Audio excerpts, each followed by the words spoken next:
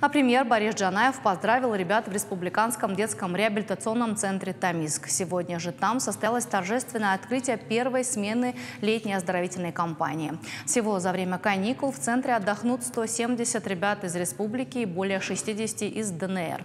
Борис Джанаев пожелал ребятам расти здоровыми и счастливыми, быть окруженными заботой и любовью. Гостям праздника рассказали о спортивных группах и творческих направлениях, показали город мастеров, который расположился прямо на лужайке реабилитационного центра. Дети могли попробовать себя в лепке из глины и даже принять участие в мастер-классе по выпечке остинских пирогов. Завершилась торжественная линейка праздничным концертом, участниками которого стали дети из Донецка. Они исполнили остинский танец «Щимт». Больших достижений, больших побед, больших результатов. А мы,